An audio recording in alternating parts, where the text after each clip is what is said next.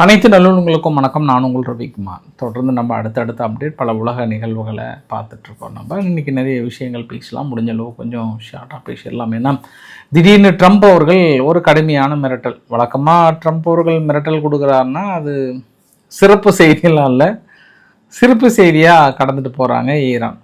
ஏன்னா காலையில் ஒரு மிரட்டல், ஈரான் இருக்காது அப்படி இப்படின்னாங்க.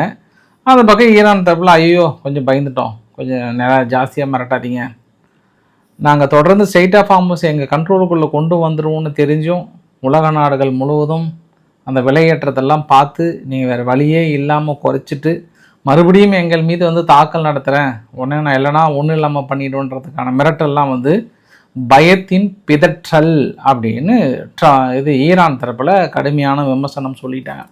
அப்போ அமெரிக்காவுடைய மிரட்டலை வந்து ஈரான் எப்படி பார்க்குறாங்கன்னா சும்மா ஒரு 10% கூட கண்டுக்க மாட்டேன்றாங்க.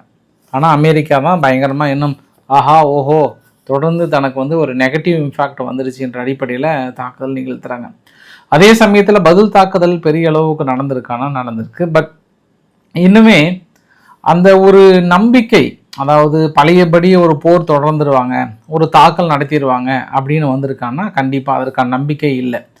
ஆனால் சும்மா போர் அடித்தா அப்பப்போ அந்த ஃபிக்ஸிங் டைம் தான். காலையில் 9 கரெக்டாக ஒரு 5-4 மணிக்கு ஸ்டார்ட் பண்ணுவாங்க, நாளைக்கு காலையிலையும் அடிப்பாங்கன்னு நினைக்கிறேன். நான் அது ஒரு 10 மணிக்குள்ளே முடிச்சுக்கிறாங்க 2 பேருமே. அவ்வளோதான், டைம் ஆகிடுச்சு சார், நான் ஆஃபீஸுக்கு போகணுன்ற மாதிரி தான் 2 பேரும். இது 2வது முறையாக நடந்துகிட்ருக்கு.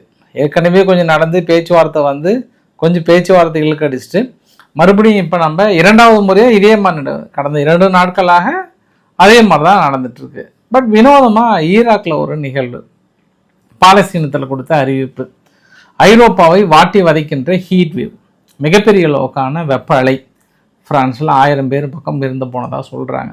வெனிசுலா தடுமாறி கொண்டிருக்கிறது. இன்னும் நிறைய பேர் வந்து எடுக்க முடியாமல் தடுமாறுறாங்க, அழுக ஆரம்பிச்சிருச்சுன்ற மாதிரிலாம் வந்து சொல்லியிருக்காங்க. நிறைய விஷயம் பேசலாம், ஷார்ட்டாக பேசலாம். ஸோ வீடியோக்குள்ள போகிறதுக்கு முன்பு நீங்கள் நம்ம சேனலை சப்ஸ்கிரைப் பண்ணிட்டு வாங்க. மறக்காம பெல் பட்டன் கிளிக் பண்ணி ஆல் ஆப்ஷன்ஸ் கொடுங்க. வீடியோக்குள்ள போகலாம்.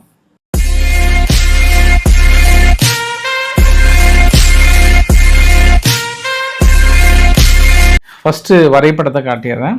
இன்றைக்கி காலையில் சென்காம் அறிவித்தபடி ஸ்ரிக் அப்படின்ற ஒரு தீவு பக்கத்தில் தாக்கல் நடத்தியிருக்காங்க. அங்கே ஈரானுடைய மிக முக்கியமான ஒரு லாங் ரேஞ்ச், அதாவது வான்தடுப்பு சாதனங்கள், அந்த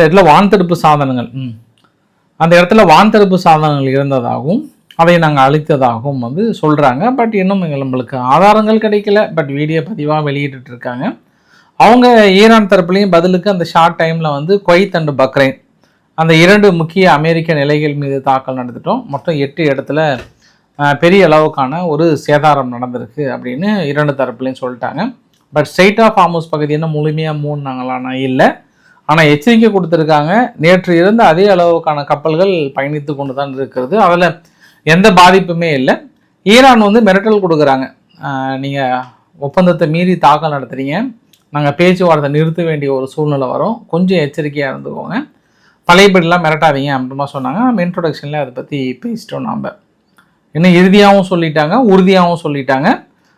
நாங்கள் எங்கள் நிலைகளில் ரொம்ப தெளிவாக இருக்கிறோம், நீங்கள் தான் விட்டு கொடுக்க வேண்டியது ஒரு சூழ்நிலை வரும்னு சொல்கிறாங்க. பார்க்கலாம் வருகின்ற வாரங்களில் இது வந்து மிரட்டலோடு முடிகிறதா இல்லை அடுத்த சம்பவத்தை நோக்கி நகர்கிறதா அப்படின்றத பார்க்கலாம். ஏன்னா அங்கேயும் பெரிய அளவுக்கான ஹீட் வேவ் இருக்குது, அதே பிரச்சனை தான் இருக்குது. பட் நம்ம அமெரிக்கா திடீரென்று இந்த தாக்கல் நிகழ்த்தியாதா, இந்த போர் வந்து வருகின்ற வாரங்களில் தாக்கல் நடத்துறதுக்கான வாய்ப்புகள் இருக்கா அப்படின்னா ஏதோ உள் மனசு தோன்றுகிறது. வருகின்ற நாட்களில் ஒரு பெரிய தாக்கல் நடத்துறதுக்கான வாய்ப்புகள் இருக்குது 2 தரப்புலையுமே. ஏன்னா உங்களுக்கு பக்கத்தில் வீடியோ பதிவு காட்டுறேன். நான் இந்த போர் நிறுத்த சமயத்தில் 18ஆம் தேதி இருந்தே பெரிய அளவுக்கு அமெரிக்கானுடைய விமானங்கள் தொடர்ந்து வந்து ஆயுதங்களை குவித்து கொண்டு தான் இருந்திருக்காங்க. இன்பிட்வீன் கேப்பில் அவங்க பெரிய ஆயுதங்களை குவித்திருக்காங்க. அதுவும் குறிப்பாக அமெரிக்காவுடைய செனட்டரில் வந்து ஈரான் மீது தாக்கல் நடத்தக்கூடாதுன்னு சொல்லிட்டு தீர்மானம் நிறைவேற்றினாங்க பாரு, அன்னைக்கு தான் அதிகமான ஆயுதங்கள் கொண்டு வந்து இறக்கியிருக்காங்க. எப்பவுமே இதற்கு முன்பு யுத்தம் ஸ்டார்ட் பண்ணுவதற்கு முன்பான ஆயுதங்களை எந்த அளவுக்கு இறக்குனாங்களோ அதே அளவுக்கான ஆயுதங்களை இப்போ வந்து இறக்குனதை பார்த்தேன். இது சம்பவம் நம்பர் 1. சம்பவம் நம்பர் 2, ஆயுதங்கள் எல்லாமே பெரிய அளவு இறக்குனதுக்கப்புறம் அமெரிக்காவில் ஒரு பெரிய ஒரு கூட்டம், அதில் ஆயுத உற்பத்தியாளர்களுடைய நிறுவனத்தினுடைய தலைவர்கள் வரவழைக்கப்பட்டு எவ்வளோ சீக்கிரம் உங்களால் ப்ரொடக்ஷன் யூனிட் ஸ்டார்ட் பண்ண முடியுமோ அந்த அளவுக்கு எங்களுக்கு கொஞ்சம் ஸ்டார்ட் பண்ணி கொடுங்க அப்படின்னு சொன்னதா. இந்த 2 விவகாரமும் நம்மளுக்கு கொஞ்சம் புதுசாக இருக்குது. ஏன்னா இதற்கு முன்பெல்லாம் இடையிலெல்லாம் மிரட்டல் கொடுத்தாரு, சரி தாக்கல் நடத்த மாட்டார் அப்படின்னு நினச்சோம்னா, ஆனால் ஆயுதங்கள் வந்து இறங்கி இருக்கிறது அப்படின்றதையும் பார்க்கலாம் நம்ம. அதே மாதிரி ஈரானுமே வந்து தயாராக இருக்காங்களான்னா அவங்களும் வந்து தயாராக இருக்காங்க. இது வந்து ஏதோ ஒரு வகையில் வெற்றி தோல்வியில் முடிந்தால் மட்டும்தான் தீர்வு கிடைக்குன்றதில் யார் தரப்பில் என்ன நடக்க போகுதுன்ற வருகின்ற வாரங்களில் பார்க்கலாம். பட் மறுபடியும் பொருளாதாரத்தை சீர்குலைக்கின்ற ஒரு தாக்கெல்லாம் நடத்த போகிறாங்களா, இல்லை ஒரு ட்ராமா மாதிரி காலையில் அந்த ஃபிக்ஸ்டு டைம் மாதிரி, ஐயா நான் 9 மணிக்கு மேலே ஆஃபீஸ் போகணும், அதுக்குள்ளே நான் முடிச்சுக்கோங்க ஐயான்ற மாதிரி அந்த 9 மணிக்குள்ளே நடத்த போகிறாங்களான்றதான் நம்ம பொறுத்து வந்து பார்க்கணும். நம்ம இது அங்கேருந்து கொஞ்சம் சற்று தள்ளி நம்ம இப்போது ஈராக்கினுடைய பிரைம் மினிஸ்டர் அலி அல் ஜைடியை வந்து திடீர்னு பாக்தாத்தில் ஒரு க்ரீன் ஜோன் ஒன்று, எம்பிக்களுடைய குவார்ட்டர்ஸ், இது மாதிரி முக்கிய நபர்கள் எல்லாம் இருக்கக்கூடிய நபர்கள், மொத்தம் இந்த லிஸ்ட்டை பாருங்கள், ஒரு 15 முக்கிய நபர்களை ஃபுல்லாக ஒரு காப்பட்டம்ட்டு மாதிரி திடீர்னு உள்ளே போகிறாங்க. கேட்டால் வந்து ஆன்டி கரப்ஷன்ஸ் அப்படின்னு சொன்னாங்க. இப்போ தான் சாயந்தரம் தான் நியூஸை வெளியிட்டாங்க. அது என்ன காரணம், காலையில் கொஞ்சம் பரபரப்பாகவே இருந்தாங்க. அதுக்கப்புறம் ஊழலுக்கு எதிரான நடவடிக்கை, யாராக இருந்தாலும் எந்த அதிகாரத்தில் இருந்தாலும் பெரிய நடவடிக்கை எடுக்கப்படும் அப்படின்னாங்க. பட் இதில் வந்து பெருசாக ப்ரோ ஈரானியன்ஸ் வந்து நிறைய பேர் வந்து கைது செய்யப்பட்டிருக்காங்கன்னு சொல்லப்பட்டிருந்தா கூட, ஒரு ஈராக்கை ஆட்டி படிக்கின்ற ஒரு டெப்டி ஆயில் மினிஸ்டர், முன்னாள் ஆயில் மினிஸ்டர், அவர் அரெஸ்ட் பண்ணது தான். அவர் வீட்டில் வந்து சும்மா ஒரு லோடு பணம் இருந்த மாதிரியும், ஏதோ ஒரு கீழே புகைக்கு அடியில் தோண்டி பல டன் தங்கம் எடுத்ததாகவும், அது இல்லாமல் அவர்கிட்ட ஏராளமான ஆயுதங்கள் கைப்பற்றியதாகவும் அங்கே இருக்கக்கூடிய அரசாங்கம் அப்படி வியந்து போயிட்டாங்க. அவர்கிட்ட இருக்கிற சூழ்நிலையெல்லாம் பார்த்தோம் அப்படின்னா, இந்த அளவுக்கு ஒரு மனிதனால் திருட முடியுமா, அந்த அளவுக்கு வந்து திருடி வைத்திருக்கிறா அப்படின்ற மாதிரி வந்து சொல்கிறாங்க. இந்த சம்பவம்லாம் நடக்கும்போது சரி காலையில் உங்ககிட்ட சொல்லியிருந்தேன், இது வந்து டிஎம்கே ஏடிஎம்கே சேர்ற மாதிரி சம்பவமாக இருக்குமா, ஏன்னா அமெரிக்கா பின்புலமாக இல்லாமல் இந்த அளவுக்கான ரெய்டு நடத்தினாங்கன்னா அது உள்நாட்டு கலவரமாக மாறி பெரிய பிரச்சனையாக மாறிடுமே, இது ஈரானுக்கு எதிரான நடவடிக்கையாக இருக்குமே, இல்லை குர்தீஸ் ஏதாவது அதை சாதகமாக பயன்படுத்திக்குமா அப்படின்னா திடீர்னு ஒரு சம்பவம் நடந்ததுங்க. பார்த்தா ஈரானுடைய ஃபாரின் மினிஸ்டர் அராக்சி அவர்கள் கிளம்பி பாக்தாத்தே வந்துட்டார். ஆக்சுவலாக இது வந்து ஏற்கனவே ஃபிக்ஸ்டு தான் அது, பட் அது இந்த சமயத்தில் வந்திருக்கிறார் அப்படின்னா பெரிய ஆச்சரியமாக இருந்தது. அப்புறம் தனிப்பட்ட முறையில் ஃபஸ்ட்டு ஃபாரின் மினிஸ்டர் 2 பேரும் பேசிக்கிறாங்க, ஈராக்கினுடைய ஃபாரின் மினிஸ்டரும் அங்கேயும். அதுக்கப்புறம் போயிட்டு பிரைம் மினிஸ்டரை பார்க்குறாங்க. பார்த்துட்டு அவங்க எதுவும் செய்தியாளர்லாம் சந்திக்கல. வழக்கமாக நட்பின் அடிப்படையில் அவர் வந்து சுலைமானி அவருடைய ஒரு சிலை மாதிரி இருந்தது, அதை நான் ஓப்பன் பண்ணுறதுக்காக வந்தேன் அப்படின்னு சொன்னார். அப்புறம் அங்கேருந்து கிளம்பி போனதுக்கப்புறம் ஈராக்கினுடைய செய்தி குறிப்பு என்னென்னா, இது வழக்கமாக ஊழலுக்கு எதிரான ஒரு நடவடிக்கை, இது வந்து ஏதோ ப்ரோ ஈரானுக்கு எதிரான நடவடிக்கை அப்படின்ற மாதிரிலாம் தவறான செய்தி போயிட்டுருக்கு. அப்படிலாம் இல்லை, அரசாங்கத்தை வலுப்படுத்துவதற்காக, அரசாங்கத்தை சுத்தப்படுத்துவதற்கான ஒரு நடவடிக்கையாக பார்க்குறேன் அப்படின்றாங்க. பட் இன்பிட்வீன் கேப்பில் என்ன மாதிரியான பேச்சுவார்த்தை அப்படின்னா, இப்போ சப்போஸ் யுத்தம் நடங்கினாலுமே வந்து ஈராக்கினுடைய இனி கப்பல்களையோ வேறு எதையும் நான் தாக்கல் நடத்த மாட்டேன் அப்படின்ற ஒரு உத்தரவாதம் கொடுக்கப்பட்டதாக சொல்கிறாங்க. ஏன்னா இந்த யுத்த சமயத்தில் அங்கே ஈராக்கினுடைய ஹார்பரில் நின்றிருந்த 2-3 கப்பல்களை IRGC அடிச்சிட்டாங்க. ஈராக் வந்து ஏற்றுமதியே பண்ணக்கூடாதுன்றதில். அதில் ஈராக்கு கொஞ்சம் மன வருத்தம் இருக்குது. நிறைய ஆதரவு நிலைப்பாடில் இருக்கும்போது நீங்கள் அந்த ஒரு நிலைப்பாடு எடுத்துருக்கக்கூடாதுன்ற ஒரு மன வருத்தம். பட் இப்போ நம்ம ஒரு ஸ்ட்ராங்கான ஒரு எதிர்ப்பு தெரிவிக்கப்பட்டதாகவும், ஏன்னா இது வந்து ஈரானுக்கு ஒரு பெரிய ஒரு முக்கிய தளமாக பார்க்குறாங்க. ஏன் அவ்வளோ சீக்கிரமாக வந்திருக்காங்கன்னா, சப்போஸ் அது அமெரிக்கா கைக்கு போயிடுச்சு அப்படின்னா ஈராக் வந்து ஈரானுக்கு நேரடி த்ரெட், அது மிகப்பெரிய ஒரு த்ரெட்டுமே கூட, அது பெரிய ஒரு பலவீனமாக பார்ப்பாங்க. அதனால் நம்ம 6+2ன்ற அடிப்படையில் மற்ற கல்ஃப் நாடுகள் எல்லாமே எங்களுக்கு எதிராக தான் இருக்காங்க, நீங்கள் எங்களோடு இணைந்து அந்த ஸ்ட்ரெயிட் ஆஃப் ஹார்முஸை உங்களுக்கு எந்த பிரச்சனையும் பண்ணல, கொஞ்சம் ஸ்மூத்தாக மூவ் பண்ணலாமா அப்படின்ற கோரிக்கை வைக்கப்பட்டதாகும். அதனால் ஸ்மூத்தாக மூவ் பண்ண போகிறாங்களா இல்லை அமெரிக்கா பக்கம் சாய போகிறாங்களா அப்படின்றது நம்ம பொறுத்திருந்த நடவடிக்கை தான் பார்க்கணும். ஆனால் திடீரென்று அராக்சி அவர்களுடைய விசிட் ஈராக்குக்குள்ளார வந்து என்ன நடக்கிறது, ஒருவேளை ஒரு மிரட்டல், இல்லை பாசிட்டிவாக இந்த பக்கம் நகர்றாரா அந்த பக்கம் நகர்றாரா, அப்படி ஏதாவது அவர் ஈரானுக்கு எதிரான நடவடிக்கைகள் எடுக்கப்பட்ட பட்சத்தில் அது அவருக்கு எகெயின்ஸ்டாக மாறுமா? ஏன்னா இப்போ தான் லெபனானுடைய கொஞ்சம் அந்த பவரை ஈரான் கொஞ்சம் கொஞ்சமாக இழக்கிறத ஃபீல் பண்ணுறாங்க. ஏன்னா லெபனானுடைய அக்ரிமெண்ட் எல்லாம் பார்த்தோம் அப்படின்னா ஆல்மோஸ்ட் ஹெஸ்புல்லா ஆயுதங்களை போட்டு சரண்டர் பண்ணும், சதர்ன் லெபனானில் இஸ்ரேல் வெளியேறாமல் இருக்கிறது, இது எல்லாமே இதுக்கப்புறம் ஒப்பந்தங்கள் போட்டாலுமே இஸ்ரேல் வெளியேறணுன்ற இதை அவங்க ப்ரெஷர் கொடுக்க முடியாது. ஏன்னா சம்மந்தப்பட்ட நாட்டோட அதிபரையோ இல்லை பிரைம் மினிஸ்டர் அவங்களே ஒத்துக்கிட்டாங்க, இல்லைங்க ஹெஸ்புல்லா டிசார்ம் பண்ண வைக்கும் அங்கேயே இருக்கட்டும்ன்றதை ஒத்துக்கிட்டாங்க. அதனால ஈரான் எந்த அளவுக்கு ப்ரெஷர் கொடுக்குன்னு தெரியல. அதனால இந்த இடத்துல ஈராக்குக்கான அந்த நட்புறவை வளர்த்த வேணும்னு நினைக்கிறாங்களா அப்படின்ற இன்னொரு ஆங்கிலையும் பார்க்கலாம் நம்ம. அப்புறம் இஸ்ரேல் இந்த ஒரு புகைப்படத்தை வெளியிட்டிருந்தாங்க. அக்டோபர் 7ஆம் தேதி அங்கே மேலே டேங்குக்குள்ளே இந்த 2 வீரர்களை இழுத்துட்டு அவங்கள பொது வெளியில் பண்ணதில் மிக முக்கிய பங்காக இருந்தவன் அந்த ஒரு கன் மாதிரி போட்டு எலிமினேட்டட் போட்டிருக்காங்க இல்லையா, அவர் தான் நேற்று போட்டோம் அப்படின்ற மாதிரி சொல்லியிருந்தாங்க இஸ்ரேல் தரப்பில். தொடர்ந்து காசாவில் அதுக்கான தாக்குதல் தொடருன்றாங்க. எனக்கு அல்ஜசீரா என்ன சொல்லியிருந்தாங்கன்னா, இதுவரை ஒரு 53% இருந்தது இஸ்ரேல் தன்னை வசப்படுத்திய நிலங்கள் 64 மாறிச்சான், இன்னிலேருந்து அது 70% மாறுதான், எக்ஸ்பேண்ட் பண்ணியிருக்காங்களாம். ஃபஸ்ட்டு 53% இஸ்ரேல் வசம் இருந்தது, அப்படியே கொஞ்சம் கொஞ்சமாக 64 இருக்குது. இப்போ 70% நிலங்கள் காசாவுடைய நிலங்கள் அவங்க கண்ட்ரோல் இருக்குன்றாங்க. ஒரு 14 பேர்த்த காசாவில் இருந்து பிடிச்சிட்டு போனாங்க, பாலஸ்தீன் நபர்களை. இன்றைக்கி அவங்கள ரிலீஸ் பண்ணிட்டாங்கன்ற மாதிரி சொல்கிறாங்க. அங்கே இஸ்ரேலுக்குள்ள குறிப்பாக டெல்லவியூவில் என்ன பண்ணுறாங்கன்னா, ஒரு 2 வெஹிக்கிள் நிறுத்தி வைக்கிட்டு இருந்த பகுதியில் திடீர்னு ஒரு லவுடு எக்ஸ்ப்ளோசிவ் ஒன்று, அந்த மாதிரி கார் வெடித்து செதறி இருக்குது அப்படின்றதையும் பார்க்கலாம் நம்ம.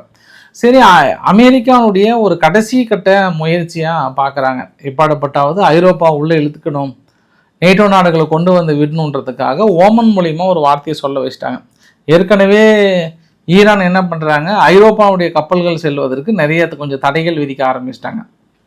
இப்போ ஓமனும் என்ன பண்ணிட்டாங்கன்னா, நீங்கள் எல்லா கப்பல்களும் போகலாம், பட் ஐரோப்பாவுடைய கப்பல்களுக்கு மட்டும் கொஞ்சம் ஒரு சில தடை விதிக்க வேண்டியது வரும், கொஞ்சம் வரி கட்டணும், அதை நாங்கள் ரொம்ப ஸ்ட்ரிக்டாக ஃபாலோ பண்ணுறோன்றாங்க. ஏன்னா அமெரிக்கா மார்க்கோ ரூபியோ அவர்கள் போய் பார்த்ததுக்கப்புறமும் அது ஓமன் மட்டும் பிரத்யோகமாக ஐரோப்பாவுக்கு மட்டும் இந்த ஸ்டேட்மெண்ட் சொல்கிறாங்கன்னா என்ன காரணம்? மற்ற எல்லா கப்பலும் ஃப்ரீயாக போகலாம், ஐரோப்பா கப்பல் மட்டும் போகக்கூடாது அப்படின்னும் போது ஏற்கனவே ஈரானும் ஐரோப்பா கப்பலுக்கு கொஞ்சம் பேன் பண்ணுறாங்க.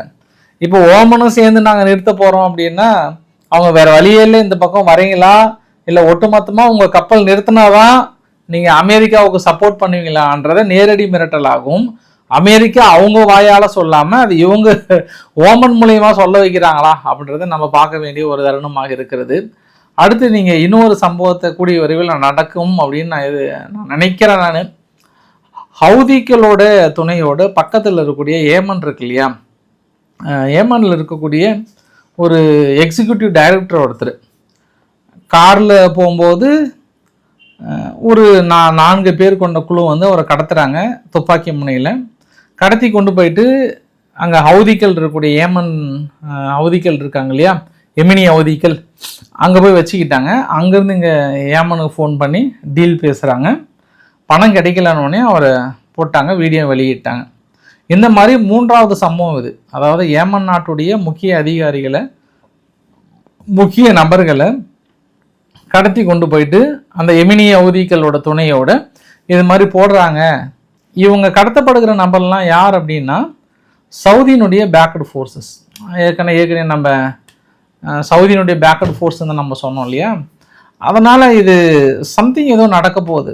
எமினி ஹவுதிகள் தொடர்ந்து இந்த மாதிரி அவங்க டைரெக்டாக இன்வால்வ் இல்லைனாலுமே இந்த மாதிரி ஒரு குரூப் அதுக்கு ஆதாரங்களை வெளியிட்டுட்டாங்க.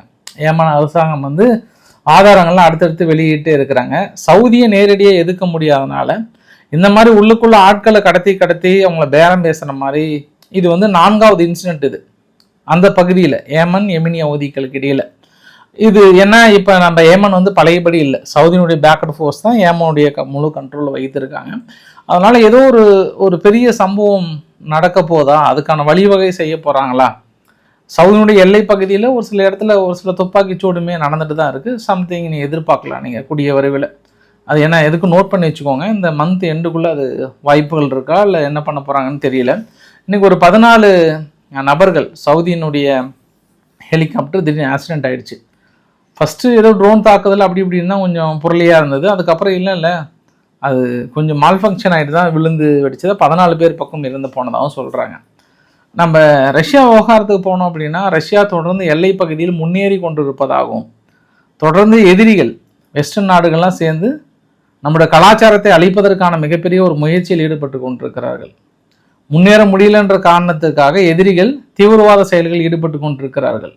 ஏனோ வெஸ்டர்ன் நாடுகளும் ஐரோப்பாவும் வாயை மூடிக்கொண்டு பொத்தி கொண்டிருக்கிறார்கள். இதெல்லாம் நார்மலைஸ் பண்ணுறாங்க. இந்த மாதிரியான தீவிரவாத செயல்கள் நம் நாட்டில் இருக்கக்கூடிய எண்ணெய் நிலைகள் மீது தாக்கல் நடத்துவது, முக்கிய நிலைகள் மீது தாக்கல் நடத்துவதை ஏற்றுக்கொண்டிருக்கிறார்கள் என்பதும் அவர்கள் மாநிலையில் நம்ம பதிலடி கொடுக்க வேண்டிய ஒரு கட்டாயத்தில் இருக்கிறோம். கூடிய விரைவில் அதுக்கான பதிலடிகள் இருக்கும். ஆனால் இந்த தீவிரவாத தாக்குதலுக்கு நிச்சயம் இருக்கும்ன்ற மாதிரி தான் சொல்லியிருக்காங்க. ஸோ அந்த ப்ரெஷர், நீ எந்த வகையான ப்ரெஷர் வெஸ்டர்ன் நாடுகள் கொடுத்தாலுமே வந்து நாங்கள் சமாளிக்க தயாராக இருக்குன்றாங்க. இன்றைக்கி இன்னொரு விஷயம் பண்ணிட்டாங்க.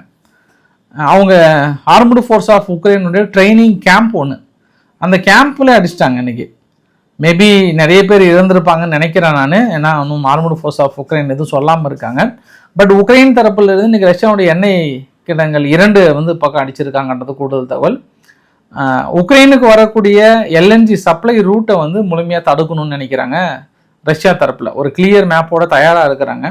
பெரும்பாலும் உக்ரைனுக்கு வரக்கூடிய மிகப்பெரிய ஒரு ரூட் பார்த்தீங்க அப்படின்னா, இந்த லாட்வியா லிதுவேனியாலாம் இருக்காங்கல்ல, அந்த வழியாகவும் வராங்க. இன்னொன்று பார்த்தோம்னா இது ஃபுல்லாமே இதனுடைய ரூட் தான். எந்தெந்த டெர்மினல் எங்கேருந்து வருதுன்றதை ஃபுல்லாக அனலைஸ் பண்ணி எடுத்துட்டாங்க. இதுக்கப்புறம் நீங்கள் எந்த அளவுக்கு எங்களை முழுமையாக நீங்கள் நீக்கணும்னு நினைக்கிறீங்களோ அதே அளவுக்கு நாங்கள் தயாராக இருக்கோம் அப்படின்ற மாதிரி வந்து சொல்லியிருக்காங்க. ஸ்லோவோக்கியா 59% உள்ளே வருது, ஹங்கேரிலேருந்து 14%, போலந்து 17%, மால்டோவா 10% பக்கம், மீதி 42% அந்த பக்கம் வருதுன்றதும் ஒரு கூடுதல் தகவலாக சொல்ல முடிகிறது. பார்க்கலாம். இனி உங்களுக்கு சவாலான காலங்கள் எழுதி வைத்து கொள்ளுங்கள்ன்றாங்க. நேற்று கராச்சிக்குள்ளார, பாகிஸ்தானுடைய கராச்சிக்குள்ளார ஒரு குண்டுவெடிப்பு தாக்குதல், 11 பேர் பக்கம் இருந்து போயிட்டாங்க. அதுக்கான இறுதி ஊர்வலம் கரெக்டாக 3 இராணுவ அஃபீஷியல்ஸ் மட்டும் தான் டெட் பாடி வச்சுட்டாங்க. ஆனால் இருந்தது 11 பேர். பாகிஸ்தான் 19வா இந்தியானுடைய ஆதரவால் தான் இதெல்லாம் நடந்துட்டு இருக்கு அப்படின்னோடனே இந்தியா எனக்கு டென்ஷன் ஆகிட்டாங்க. நான் என்ன உங்களை மாதிரியா தீவிரவாதத்துக்கு துணைப்பது? உங்களை மாதிரியா நாங்கள்? வார்த்தைகள் அளந்து பேசுங்க, ஸ்கேல் வச்சு அளந்து பேசுங்க. அது உகந்த வார்த்தையும் அல்ல. தனது கடும் கண்டனத்தை தெரிவித்துக் கொள்கிறேன். உங்களுடைய கைலாகாத்தனத்தில் இங்கே வந்து நீங்கள் மேட்ச் பண்ணாதீங்க அப்படின்றாங்க. அதை தான் அவங்க தரப்பில் இருந்து சொல்கிறாங்க. அதுக்கு பதிலுக்கு அவங்க சொல்லுவாங்க, ஐயா இதே மாதிரி தான் நீ இந்தியாவில் எந்த இன்சிடென்ட்னாலும் எங்களை குறை சொல்கிறீங்க, அதே மாதிரி நாங்களும் சொல்லி பழகிட்டோமோ அப்படின்ற ஆங்கிளில் அவங்க தரப்பில் இருந்து வரும். ஏன்னா தொடர்ந்து இன்றைக்கி கூட பாகிஸ்தானுடைய எல்லை பகுதியில் ஒரு சில இன்சிடென்ட் நடந்ததாக வந்து சொல்கிறாங்க. இப்போ நம்ம மிக முக்கியமான பதிவுக்கு போயிடலாம். ஐரோப்பாவை உழுக்கு என்று உலுக்கி கொண்டிருக்கிறது வெப்பலை, இதுவரை இல்லாத வெப்பலை. சீனா வந்து ஓட்டுறாங்க ஐரோப்பாவை. ஒரு ரெஃப்ரிஜிரேட்டர் கூட இல்லாத ஒரு நாடு நாங்கள் பெருசாக வளர்ந்த நாடுன்னு சொல்கிறீங்களே, எங்கள் ஊர் பன்னிக்குட்டி கூட நாங்கள் வந்து ஏசி தாங்க போடுறோம், எங்கள் ஊர் நாய்க்குட்டி கூட நாங்கள் ஏசி போடுறோம் பாருங்கள் அப்படின்னு. அது இல்லாமல் வேணா பாருங்கப்பான்னு சொல்லிட்டு ஃபுல்லாக டிஸ்பிளேல ஃபுல்லாக ஃபேனாக போட்டு சீனா வந்து என்ஜாய் பண்ணிகிட்டு இருக்கிறாங்க இந்த ஐரோப்பானுடைய வெப்ப அலையை மக்கள் தவிக்கிறத பார்த்துட்டு. ஏன் அப்படின்னா வழக்கமாக சீனா வந்து ரொம்ப கேவலமாக ட்ரீட் பண்ணுவாங்க ஐரோப்பா. நிறைய தடைகள்லாம் விதிக்கிறாங்க. அதாவது சீனா வளர்ச்சியை விட எங்கள் வளர்ச்சி தான் பெருசுன்னு சொல்கிற உங்களுக்கு பெருசாக கம்பேர் பண்ணுறாங்க. பட் நம்ம அந்த மாதிரி இறங்காமல் இன்றைக்கி 1000 பேர் இறந்து போனதாக அப்ராக்சிமேட்டாக அனௌன்ஸ் பண்ணுறாங்க ஃப்ரான்ஸில் மட்டுமே. இது இன்னும் அதிகரிக்கக்கூடும் அப்படின்றாங்க. வருகின்ற 15 நாட்கள் வந்து வாழ்க்கையில் மிக முக்கிய நாட்களாக இருக்குன்னு சொல்லியிருக்காங்க. நேற்று இரவு பார்த்தா திடீர்னு இடி மின்னலோட பாரிஸ் வந்து கொஞ்சம் குளிர்வித்ததாக சொன்னாங்க. ஆனால் மறுபடியும் பகல் ஆனால் அந்த வெயிலேருந்து எப்பயுமே மழை பொழிவு வந்தாலும் இன்னும் இம்யூனிட்டி வந்து கொஞ்சம் அதிகமாகிடும் வெயில். அவங்களால அந்த வெயில் தாங்கவே முடியல, எல்லாம் வெள்ளைக்காரங்க இல்லையா, அதனால் ரொம்ப தாங்க முடியல இல்லையா.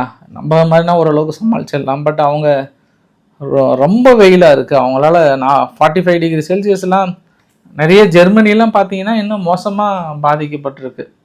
இங்கேருந்து போன நபர்கள் நம்ம சப்ஸ்கிரைபர் கூட நிறைய மெசேஜ் போட்டிருந்தாங்க. பெரிய அளவுக்கான வெப்ப அலைகள் பயங்கரமாக தாக்கிட்டு இருக்குன்றாங்க. அடுத்தது அமெரிக்காவுக்குள் நுழைய போகுது. பட் அமெரிக்கா என்னென்னா எல்லாமே அவங்க நாட்டில் வந்து எக்ஸ்ட்ரீமாக இருக்கும். ஹீட்டாக எக்ஸ்ட்ரீமாக இருக்கும், கோல்டாக எக்ஸ்ட்ரீமாக இருக்கும். அவங்க வந்து பழகிட்டாங்க. பட் இவங்க ஐரோப்பாவுக்குள்ள என்ன அப்படின்னா ஹீட் இது மாதிரி அவங்களுக்கு இருந்ததே இல்லை. அப்படியே ரொம்ப ஒரு சாஃப்டாகவே இருந்தவங்க. திடீர்னு இந்த ஹீட்னால அவங்க வீட்டெலாம் பெரும்பாலும் இடத்துல இந்த ஏர் கூலர் ஏசியே இல்லாமல் இருந்திருக்க சூழ்நிலையும் இருந்திருக்காங்கன்னா பாருங்கள். இப்போ திடீர்னு ஒவ்வொரு கடையாக போட்டு அலமோதுது கூட்டம்.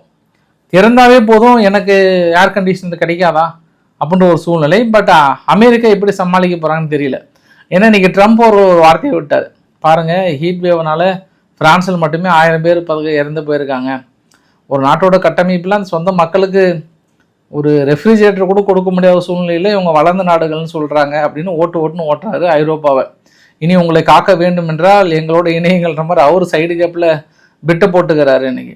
ஏன்னா அதுதான் இன்னும் ஒரு இன்று நெக்ஸ்ட் வீக் ஜூலையில் அந்த பக்கம் ஸ்டார்ட் ஆகுது. எங்கே அமெரிக்காவுக்கு ஸ்டார்ட் ஆகுது. மிக கடுமையான வெப்பலை இருக்குன்னு எச்சரிக்கை கொடுத்துட்டாங்க. இது எல்லாமே எல்னினோ எஃபெக்ட். இனி ஓரளவுக்கு சமாளிச்சிட்டோம் நம்ம. இனி ஐரோப்பா நாடுகள் தான் சமாளிக்க முடியாமல் தடுமாறிட்டு இருக்காங்க. இந்த கிளைமேக்ஸில் பெரிய ஒரு ஷாக்கிங் சர்ப்ரைஸ் என்ன அப்படின்னா, இது நேற்று நடந்த பதிவு. மும்பையில் மொஹரனுடைய ஊர்வலத்தில் இருக்கும்போது ஒரு விஷ மாத்திரை ஒன்று, வலி நிவாரண மாத்திரை அப்படின்னு சொல்லிட்டு நச்சுத்தன்மை கொண்ட ஜிங்க் பாஸ்பேட் மாத்திரையை வழங்கியிருக்கிறாராம் ஃபயாஸ் பிரேம்ஜி அப்படின்றவர். இது பிடிச்சிட்டாங்க. பெரிய அளவுக்கு அவங்ககிட்ட இந்த மாத்திரையை ரெக்கவரி எடுத்துருக்காங்க. சப்போஸ் இது சாப்பிட்ருந்தாங்கன்னா பெரிய அளவுக்கு இருக்கும். இப்போ இது எல்லாமே என்ன ஒரு த்ரெட்டனாக இருக்குது இந்தியாவுக்குள்ளார அப்படின்னா, இந்த மாதிரி மாத்திரைக்குள்ளாரையே எடுத்து